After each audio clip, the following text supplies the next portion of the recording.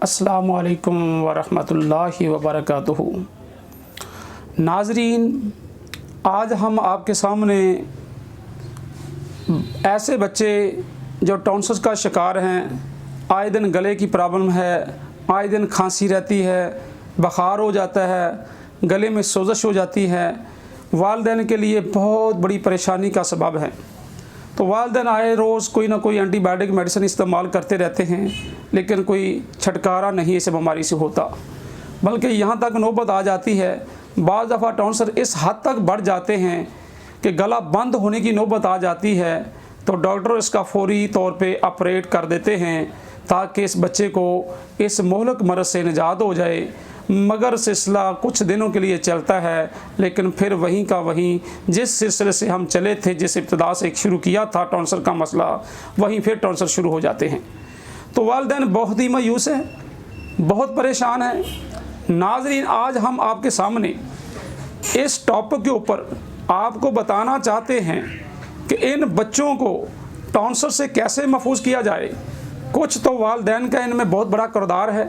वालिदैन खुद अपने बच्चों को पैसे देते हैं और बच्चे जाके दुकानों के ऊपर टॉफ़ियों का गलत इस्तेमाल करते हैं। ऐसी टॉफ़ियों का इस्तेमाल करते हैं जो इंतहाई खटास से भरी होती हैं, और ऐसे पापड़ का इस्तेमाल करते हैं, ऐसी निमको वगैरह का इस्तेमाल करते हैं और मुसलसल इस्तेमाल करते जा रहे हैं। सुबह भी खा रहे हैं पापड़, नाश्ते के साथ भी पापड़ का इस्तेमाल है, दोपहर के खाने के साथ भी बच्चे पापड़ इस्तेमाल कर रहे हैं, और रात को भी पापड़ इस्तेमाल कर रहे हैं, जिनकी बच्चों की खुराक ही पापड़ बन जाए। और ऊपर से क्या करते हैं बच्चे, ये पेप्सी कोला पी रहे हैं जी, कोक पी रहे हैं, बोतलों का कसरत से इस्तेमाल कर रहे हैं, और वालिदैन ऊपर से आइसक्रीम का इस्तेमाल करवा रहे हैं। तो नाज़रीन, जब ये चीज़ें इस्तेमाल कसरत से करेंगे तो फिर क्या होगा, फिर बच्चों के गला ख़राब होगा, बच्चों को टॉन्सिल के मसाइल पैदा होंगे।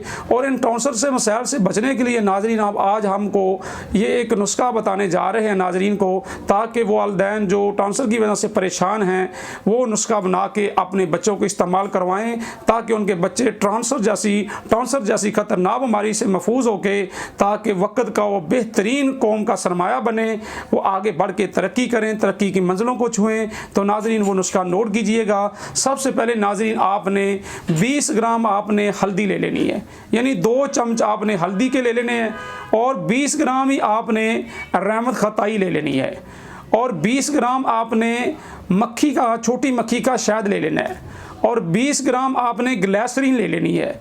इन चारों चीज़ों को मिक्स कर देना है, एक बर्तन में, एक शीशी में मिक्स करके आपने रख देना है।